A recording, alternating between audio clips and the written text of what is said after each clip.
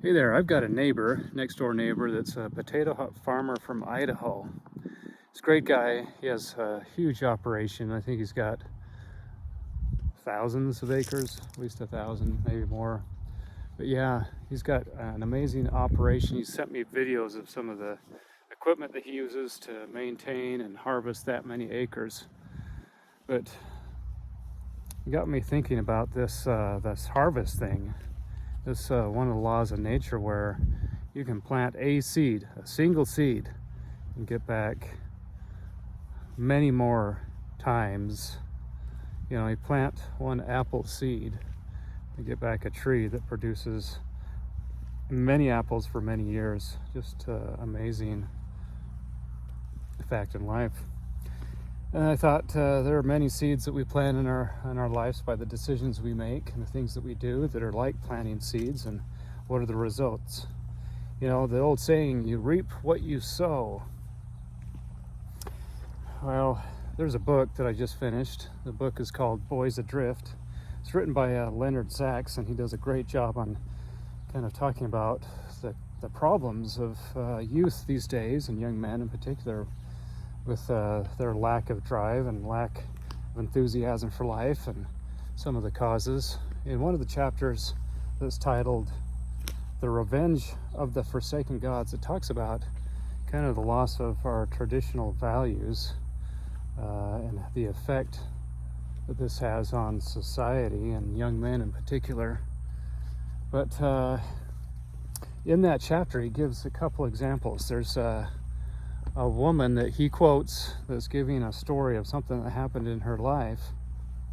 She was sitting in a parking lot, texting or talking on the phone, when a man with 3 boys comes up to the side of her car, and one of the sons swings open the door, slamming into her car. And Dad noticed, but didn't do anything about it. They're all about ready to get in the car, and she gets off the phone. She's like, "What are you doing? You're leaving. You just damaged my car. What's going on here?" And he jumps out of the cars. "What's the big deal?" he says. "This is a parking lot. Things like this happen all the time. Just get some touch-up paint already. Just go away." And gets in the car and drives off. I mean, unbelievable. What seeds were planted in that situation? What examples? And that's what the lady says in the book. What examples was this man teaching his son? You know, you can avoid responsibility for your actions if you just get to be irate, get in someone's face, and you don't have to take responsibility for your actions. What seeds were planted there? Not good seeds. You know, there was another example a few days later. This same woman was telling the story. She comes out, gets in her car, notices the front bumper has some damage. And she's like, "Oh my heavens, poor lady." And she said a few days later, someone knocks on the door, she opens the door, and there's this immigrant family, husband and wife, and a son, all 3 of them standing there. And the husband explains, "Hey, my son ran into your car a few days ago. He was scared. He didn't know what to do. He was nervous. He came and told us what happened. We are here to take responsibility for his actions, and he is too. We're sorry. You know, here's our insurance information. Here's our information. Let's get it taken care of." So yeah, you know, the seeds that were planted there versus the first reaction of the father and the second of those parents. Yeah, I'm sure the man that took that approach, short-sighted approach, sure, he probably saved, I don't know, $500, maybe $300 in the short term, not having to pay for a dinged up car.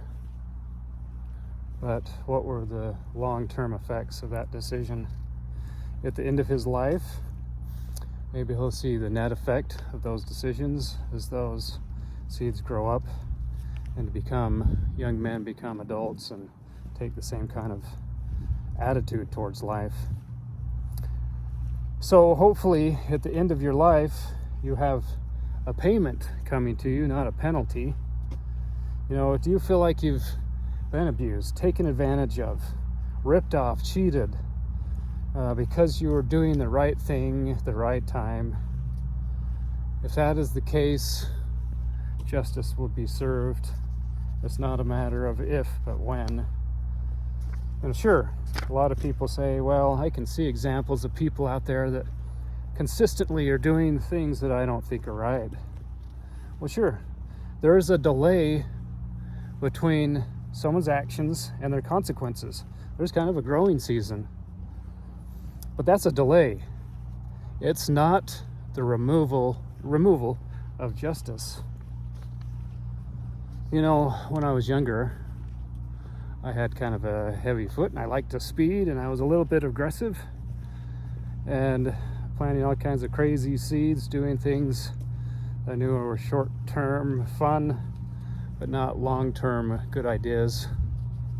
And eventually, that caught up to me. I had a few accidents, and they were kind of all my fault. and I had a few speeding tickets. And after paying a couple fines, and then a friend's like, you should just get a radar detector. No, I should probably just obey the speed limit. It's just easier. You don't get there much quicker. Most of the time, speed limits are there for a good reason, because that road is designed for a certain speed limit. So it's for your safety and benefit. So yeah, sometimes you get with friends. Let's say you're in the car, and I think it's very smart. Utah does not allow a new driver to have friends in the car until he's been licensed for at least 6 months. I think it's a great idea. Well, I have someone that's a relative that unfortunately made some bad decisions in his mom's car, and as a result of those decisions, got in an accident. Now the car's at the body shop. Just for the airbag and seatbelts, it was like over $5,000. Just incredible, unbelievable how expensive that stuff is. So yeah, sure, at this point, the bill hasn't come due yet, but eventually, when those repairs are made, the insurance company will bill us the deductible, and we could have higher premiums. And then he'll see the results of some of his decisions when he's asked to pay all of those expenses. So,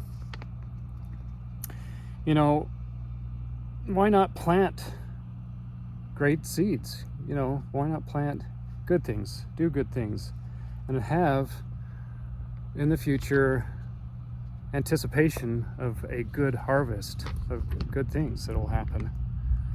I don't know why it is, but why is it that weeds seem to grow so well without any care?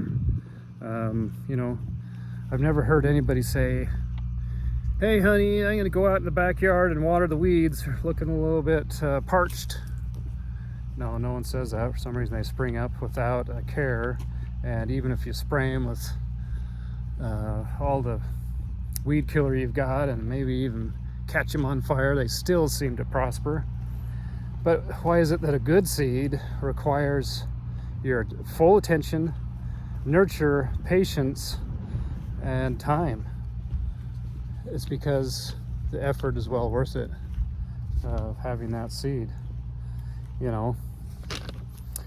So good things come back to you. Plant the good seeds. Are you making your environment at work, at home, in the community a better place because you've been there? Or do you make a name for yourself as being someone difficult?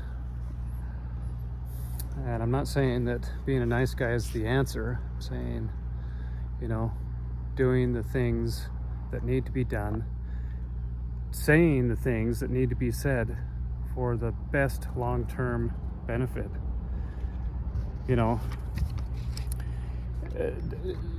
Don't be deceived. This planting law of harvest thing is really a law, and you can't deny it. It's almost like the law of gravity. You know, I can jump. That was a jump. It doesn't matter if I believe in gravity or not, I'm gonna come down. So same thing with this law of the harvest thing. You can believe in planting good things or planting bad things or doing evil deeds and nothing will come of it. You can believe that all you want, but it's not true. In Galatians chapter 6, verses 7 through 9, this is the New Living Translation, it says, "Don't be misled. You cannot mock God, the justice of God. You will always harvest what you plant.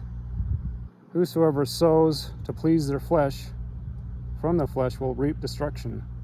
Whoso sows to please the Spirit, from the Spirit will reap eternal life." Paul continues by saying, "So let's not get tired of doing what is good.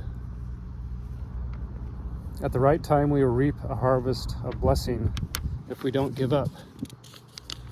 What great words from Paul. Great things. You know, it's not easy doing what's best and right in the moment. There was an author I heard recently that was quoted saying, you know, I don't like writing. I like having written.